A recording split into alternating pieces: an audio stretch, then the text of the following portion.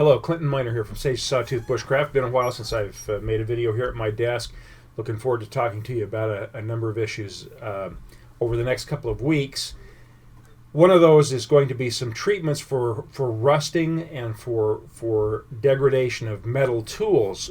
In the process of that, we're also going to be talking about how different kinds of oxidation can be our friend, can help us to avoid use one kind of oxidation to avoid a different kind of oxidation. In other words, we're going to talk about some ways to take high carbon steel and protect it against future rust by choosing the oxidation we do with that. And that brings me to something that I wasn't planning as a video, but that I felt would be helpful to you as well as to me as we went through this process. What I have here in the office with me is a bottle that I have chosen to use as a part of that process of applying oxidation to some high carbon steel.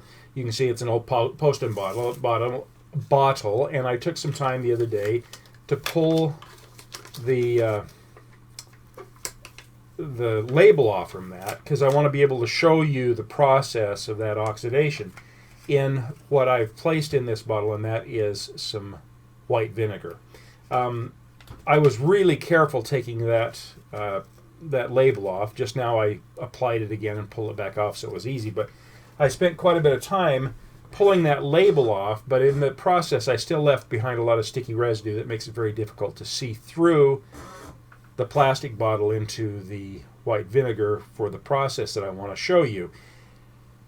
I last night was looking at ways of taking that sticky residue off and realized it may be in and of itself valuable as a video. And so what I'm going to do is I'm going to use 3 different treatments that I have to try and take away that sticky residue, and while I'm doing that, you and I will learn which ones work the best, and hopefully that'll be of value to you and to me.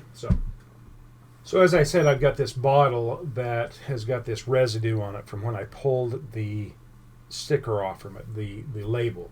Very sticky, very difficult to see through. So what I'm going to do is try some different products out on that to see which one of them is the most appropriate to use in this situation to take that residue off. And I'm going to try 3 different products. The first of those is this Goo Gone.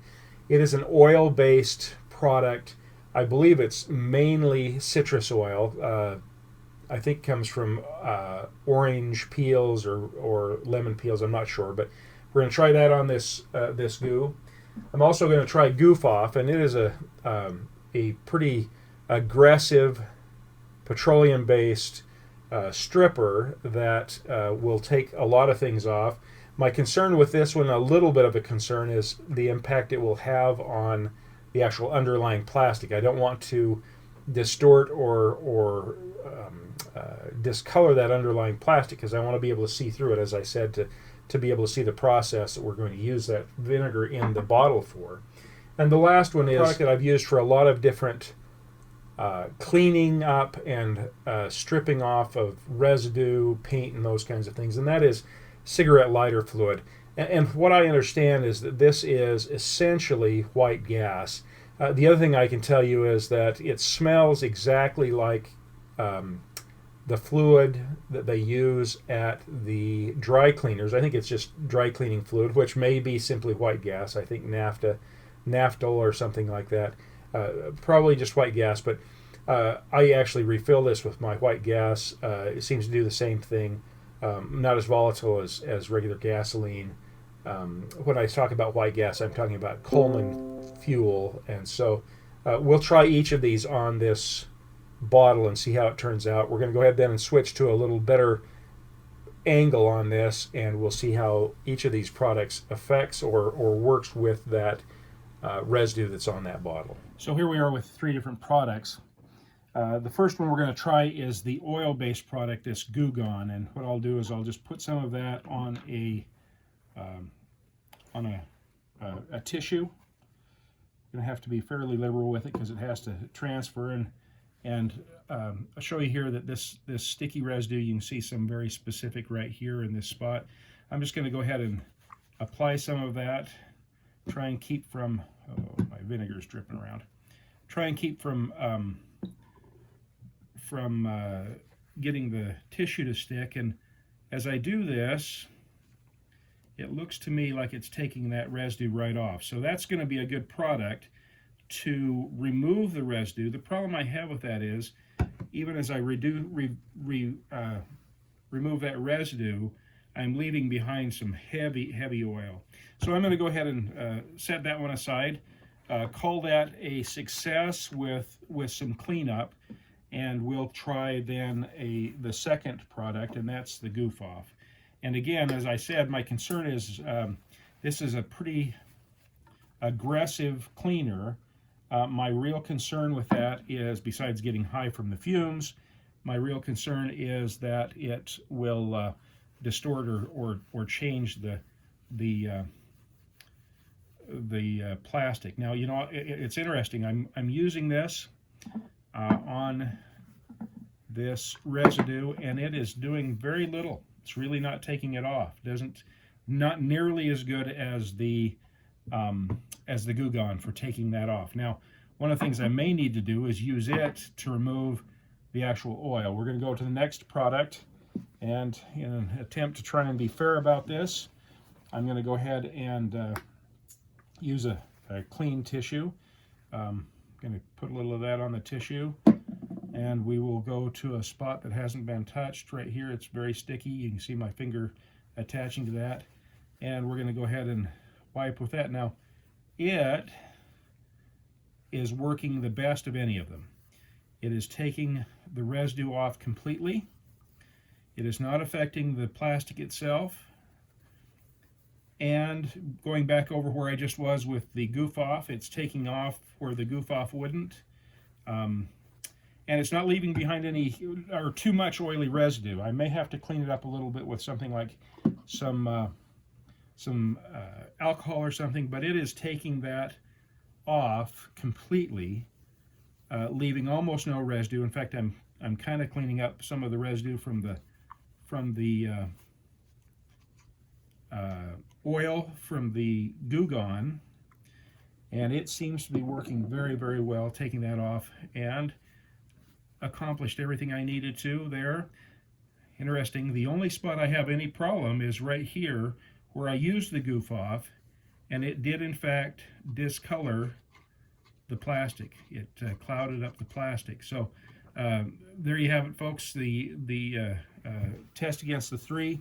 It looks like to me that the best product for this is the cigarette lighter fluid. I've learned that it probably is not the same as the goof off. I don't know if it's just stronger or what the circumstances, but it did not cloud. It did take off the residue, which the goof off didn't, and didn't cloud the plastic. You can see, I think, how badly it clouded the plastic that goof off did, and didn't leave behind any oily residue. I'm not even going to have to clean it up with alcohol.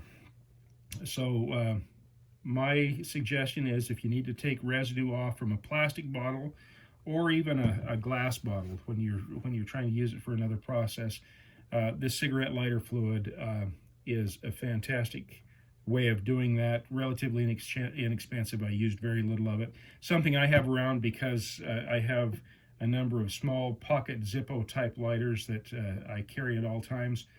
So go with the cigarette lighter fluid.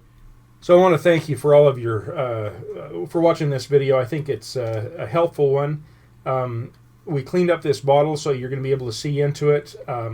Obviously, you can't see real well, but you'll see what we're trying to accomplish with this. I want to thank you for your support in the channel, for all you've done for us to follow through with these things. Hopefully this little short video will be helpful to you. I want to tell you that we're coming up on 500 subscribers. Wonderful for you folks to have supported us that much. And in light of the fact that I'm almost at that 500 subscriber, what we're going to be doing is the next video I'm going to put together is using this vinegar with some high carbon steel. We're going to put a patina on that steel on a couple of knives, and I'm going to show you the process I go through to get ready to put together one of my bushcraft knives on two different knives. One of them that's the high carbon knife, the other one that's that is made out of stainless steel. We'll see how those interact with this vinegar. And then once I've put those together and put them in an appropriate sheath that we're going to be showing you how to process as well, I'm going to go ahead and in that video ask you to comment, and from those comments we will be looking at a randomized selection, and we'll be giving away two knives. One of them a stainless steel knife, one of them a high carbon knife, that have been processed so that they can function well as a bushcraft knife. They're Mora knives in leather sheaths. So I'll be looking forward to seeing you on the next video where we produce those knives, and with your comments we'll do a random drawing, and in the follow-up video we'll go ahead and choose those individuals who win each individual will win one of those knives. The first individual chosen will have the chance to choose which of the two knives they want. The other individual will get the second knife. And so look forward to seeing you in the next video. And once again, as always, thank you very much. And remember, knowing how to use things is a process of preparation. And if you're prepared, you're never really lost. Thank you.